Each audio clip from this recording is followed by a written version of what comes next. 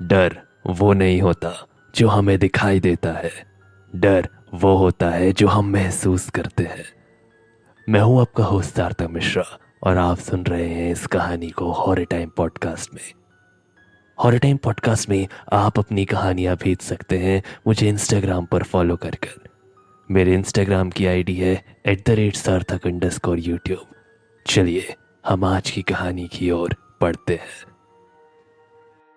मैं आपके साथ एक ऐसा इंसिडेंट शेयर करना चाहता हूं जो कि बहुत ही ज्यादा अजीब था और ट्रस्ट मी, ये मेरे साथ मेरी पूरी जिंदगी रहने वाला है।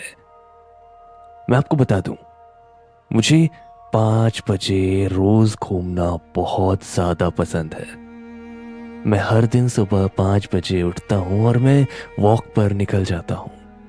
ठंडी, गर्मी, धूप, बरसात कुछ भी मुझे नहीं रोकती। मुझे ऐसा लगता है मेरे दिन की स्टार्टिंग अगर ऐसी हो जाए तो बेस्ट है। ये बात होगी पिछले सर्दियों की। वक्त 5 बजे मैं बस अपनी स्वेटर डालकर बस सीधे सीधे अपने वही पास वाले पार्क में गया था। आज के दिन बहुत कोहरा था। टू बी ऑनेस्ट, ठंड भी थोड़ी ज्यादा थी।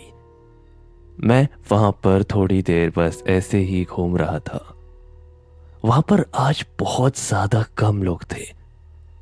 नो डाउट ठंडी के मौसम में वैसे भी लोग कम होते हैं, मगर आज तो ऐसा लग रहा था सिर्फ और सिर्फ काम करने वाले स्टाफ भी सिर्फ कुछ ही हैं।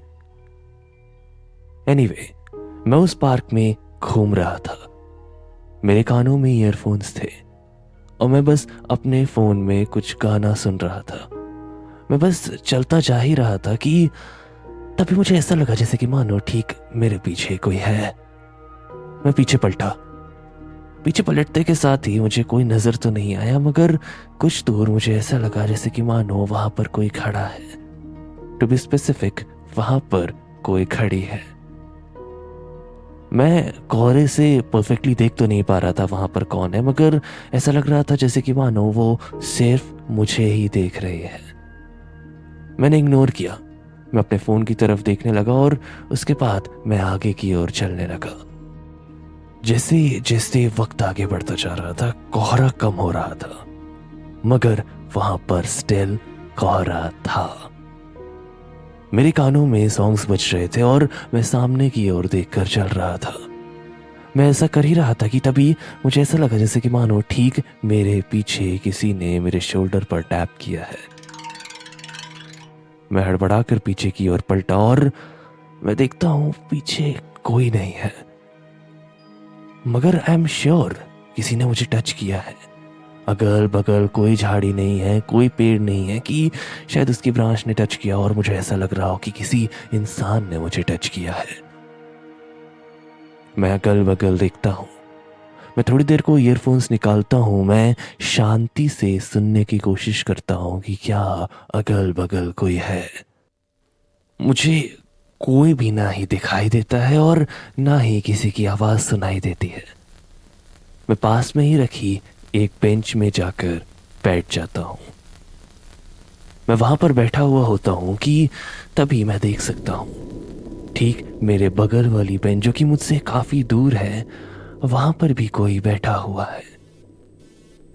शायद ये वही है जिसे मैंने कुछ देर पहले देखा था।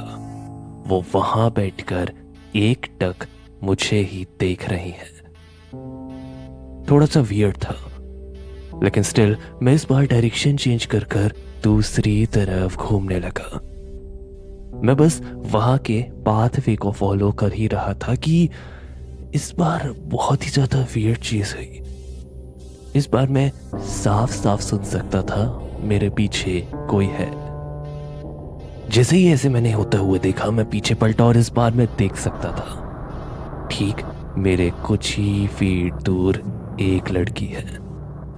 वो वही थी जो अभी कुछ देर पहले उस पार्क की बेंच में बैठी हुई थी, जो कि मुझसे दूर थी, मगर अब वो जहां पर मैं बैठा हुआ था उस बेंच तक आ गई थी। और बस इतनी सी दूरी में इतनी ज्यादा डिस्टेंस कवर करना, और वो भी बिना दौड़े और दौड़ने की आवाज आए बिना, इम्पॉसिबल। मुझे कुछ समझ में नहीं आया and for the first time मुझे घबराहट हो रही थी। मैं स्टिल कान में ईयरफोन लगाया, इस बार मैं म्यूजिक नहीं लगाया। मैं बस उस वक्त ये दिखाना चाह रहा था कि मुझे फर्क नहीं पड़ता, मगर उस वक्त मुझे बहुत ज्यादा डर लग रहा था।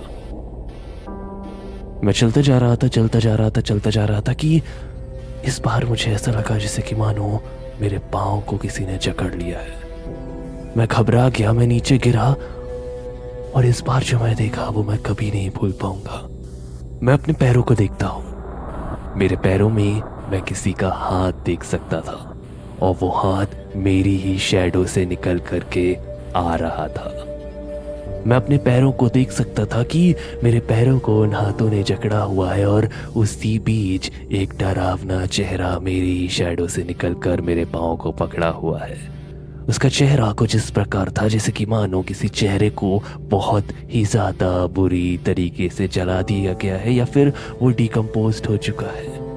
उस चेहरे को देखकर मुझे ऐसा लग रहा था जैसे कि मानो कई सालों से उस चेहरे को कहीं पर गाड़ कर रखा हुआ हो। चेहरे ने पूरी स्किन छोड़ दी थी, उसकी आंखें वहां पर थी नहीं और जीभ नजर भी नहीं आ रही थी, बस उससे वो बचे हुए बाल लटक रहे थे। मैं ये देखकर डर चुका था। मैं चीख रहा था, चिल्ला रहा था, लेकिन वहां पर कोई भी नहीं था। कुछ ही देर बाद मुझे मेरे पैरों से वो जकड़न धीरे धीरे गायब होती हुई समझ में आई। मैं इस बार देखा तो मैं वहां पर गिरा हुआ था। वहां पर कुछ भी ऐसा नहीं था, लेकिन दिस वॉज इनफ। मैं जैसे ही दौड़कर उस पार्क की एग्जिट की तरफ जाता, मैं उसी औरत को देखता। वो औरत एक तरफ इशारा कर रही थी। मैं ठीक एक पेड़ को देख सकता था। मैं उस पेड़ के पास तक गया। वो औरत भी ठीक मेरे बगल में उड़ती हुई उस पेड़ के पास गई। मैं डर रहा था, मैं उसकी तरफ देखना भी नहीं चाह रहा था। मुझे कुछ भी समझ में नहीं आ रहा था कि उस पेड़ का क्या सिग्निफिकेंस है। मैं उस पेड़ के पास गया। मैं उस वक्त भी डर रहा था, लेकिन मेरे पास कोई ऑप्शन नहीं था। मैं उस एग्जिट की तरफ देखा तो एग्जिट में स्टिल वो औरत थी। तो अगर एग्जिट पे वो औरत थी तो मेरे बगल में कौन है? शायद मुझे जानने की उस वक्त कोई भी इच्छा नहीं थी। मैं उस पेड़ के पास था और इस बार मैं अपने कानों में एक आवाज सुन सकता था, जिस आवाज ने मुझे कहा, मेरी लाश यहीं पर दफनाई गई है, मेरी मदद करो। और उसके बाद मैं देखता हूं वो चीज गायब हो जाती है। वो ना मेरे बगल में रहती है, वो ना ही उस एग्जिट पर। मुझे कुछ भी समझ में नहीं आता। मैं अपने घर चला जाता हूं। मैं 1-2 दिन उस पार्क में नहीं जाता हूं। मुझे कुछ भी समझ में नहीं आ रहा था कि ये सारी चीजें क्या हो रही हैं। क्या मुझे पुलिस को बताना चाहिए इस बारे में? मैंने 2 दिन हिम्मत जुटाई और अपने एक फ्रेंड से बात करी जो कि वहीं पर इंस्पेक्टर है। मैंने उसे हर चीज बताई और उसने सिर्फ और सिर्फ मेरे कहने पर उस पार्क में खुदाई चालू करवाई। वहां पर एक लाश पाई गई। वो लाश होगी कुछ 1-1.5 साल पुरानी, जब ये पार्क उस वक्त भी बन रहा था। ये जो चीज यहाँ पर बनी हुई थी वो तो कुछ 1-1.5 साल पहले ही बनी थी। वहां पर कोई भी आता जाता नहीं था और शायद उसी वक्त ये इंसिडेंट हुआ होगा। कुछ टाइम के बाद रिपोर्ट्स में ये चीज पाई गई कि यहाँ पर ही एक औरत का मर्डर हुआ था। वो औरत, इनफैक्ट उसकी फैमिली में उसका हस्बैंड भी इसी पार्क के कंस्ट्रक्शन में काम करता था। उनके घर में कुछ मैटर हुआ जिस पर कि वो इतना गुस्सा हो गया कि उसने किसी नुकीली चीज से अपनी वाइफ के सर पर मार दिया और उसकी वाइफ की वहीं पर डेथ हो गई। बच्चे उस वक्त सो रहे थे। उसने रातों रात अपनी वाइफ की बॉडी को अपॉर्चुनिटी देखकर कि इस जगह को तो वैसे भी पार्क में कन्वर्ट कर दिया जाएगा, वहां पर खड्डा खोद कर उसे वहीं पर दफना दिया गया। लोगों का आना जाना वैसे भी वहां पर ना के बराबर ही था।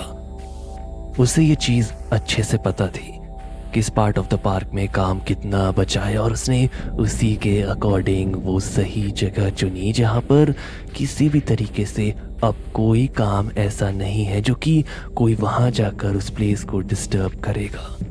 यानी कि लाश वहां पर सुरक्षित थी। इस इंसिडेंट के बाद वो रातों रात अपनी फैमिली को लेकर वहां से गायब हो गया। किसी को भी उसके बारे में आज तक नहीं पता था अनटिल ये केस रीओपन हो गया है। आई होप उस औरत को जस्टिस मिल जाए। एनीवे, मैं हूं आपका होस्ट सार्थक मिश्रा और आप सुन रहे हैं हॉरर टाइम पॉडकास्ट को। अगर आप सब लोगों ने हॉरर टाइम पॉडकास्ट को अब तक फॉलो नहीं किया है, जहां पर भी आप हॉरर टाइम पॉडकास्ट को सुन रहे हैं, तो प्लीज हॉरर टाइम पॉडकास्ट को फॉलो कर लें, ताकि मैं ऐसी ही अजीबोगरीब और डरावनी कहानियां हर वेडनेसडे आप लोग के सामने लेकर आऊं। तब तक के लिए आप मुझे अपनी कहानियां इंस्टाग्राम पर @सार्थक_ यूट्यूब पर भेज सकते हैं। चलिए, मैं मिलता हूं आपसे अगली कहानी में। तब तक के लिए take care, bye bye, and please don't stop listening to the horror time podcast.